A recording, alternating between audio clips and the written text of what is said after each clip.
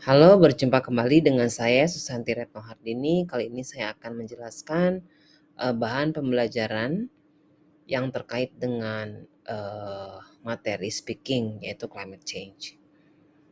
Baik, eh, pada materi speaking climate change, siswa pada saat mengerjakan tugas ya diminta untuk membuat kesimpulan begitu.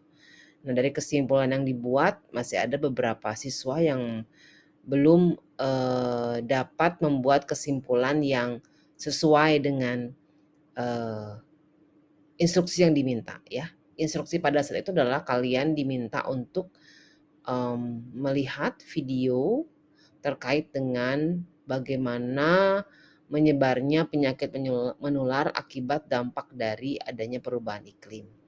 Kemudian kalian diminta menyimpulkan dengan mengaitkan apa yang terjadi di sekitar kita ya, di sekitar lingkungan kalian ya, lingkungan rumah kalian. Nah, pada saat membuat kesimpulan kebanyakan hanya menyimpulkan saja apa yang sudah didengar, tapi tidak mengaitkan dengan keadaan di kehidupan nyata seperti apa. Nah, baik. Sekarang saya akan menjelaskan bagaimana membuat kesimpulan ya yang efektif begitu ya. Baik, yang pertama adalah restate the thesis ya. Jadi ketika membuat kesimpulan itu sebutkan dulu masalahnya ya. Masalahnya apa begitu. Baik masalah yang terdapat dalam video juga masalah yang terdapat di kehidupan nyata. Seperti apa? Jadi effective conclusion brings the reader back to the main point, reminding the reader of the purpose of the essay. However, avoid repeating the thesis verbatim. Paraphrase your argument slightly while still preserving the primary point. Jadi ketika menyebutkan ulang masalah itu jangan kita menyalin rekat ya, menyalin rekat aja artinya kita perlu memparafrasekan. Kita menggunakan kalimat lain yang maknanya sama dengan apa yang sudah kita dengarkan dari video ya. Kemudian dikaitkan dengan kehidupan nyata. Jadi itu sebutkan dulu masalahnya.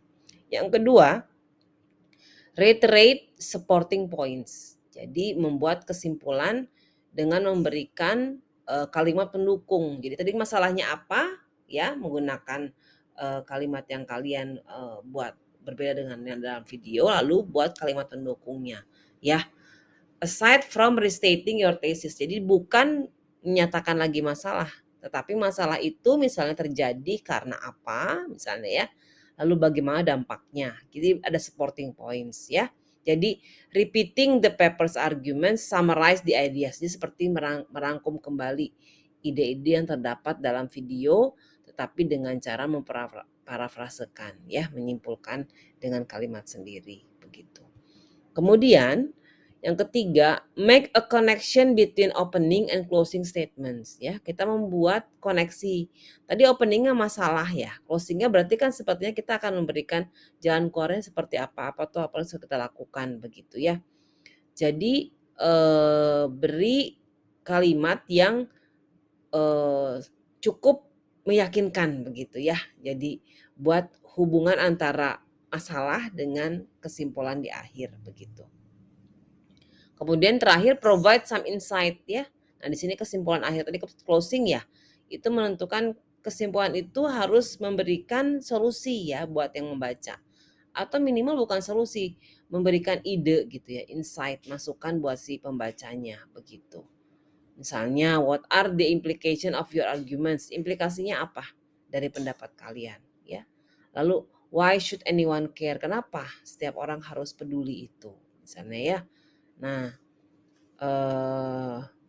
jadi perlu ada ketika dibaca itu perlu ada pertanyaan ya atau ada hal-hal yang membuat si pembaca itu memikirkan jalan keluar buat untuk ya masalah yang akan dihadapi misalnya ya.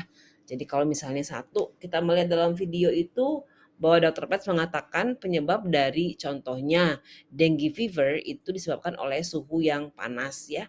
Nah, suhu panas itu terjadi karena adanya perubahan iklim ya, perubahan cuaca sehingga temperaturnya naik. Nah, itu bagaimana dengan di lingkungan kita? Kaitkan dulu ya. Kaitkan dulu misalnya di lingkungan kita itu adanya sama ya, mungkin dengue fever gitu. Kenapa? Nah, kita lihat datanya begitu. Jadi perlu juga sumber lain ya.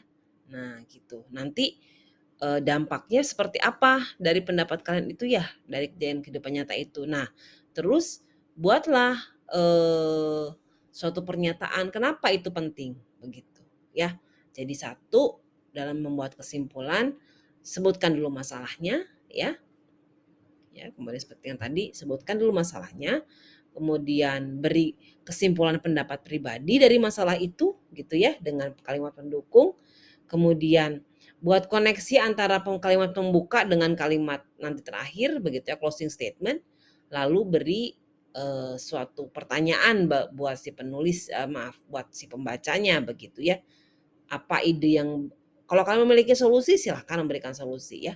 Tetapi bagus juga jika kalian memancing pembaca untuk memikirkan penyelesaian masalahnya begitu. Oke, baik. Nah, kalian tinggal melatih kembali membuat kalimat kesimpulan ya, menyimpulkan dari video yang telah kalian lihat. Setelah itu seperti biasa kalian akan merekam ya pendapat kalian dalam bentuk rekaman ya, voice notes. Silakan dikirim ke WhatsApp grup ya. Oke, sampai jumpa kembali di kelas bahasa Inggris berikutnya. See you.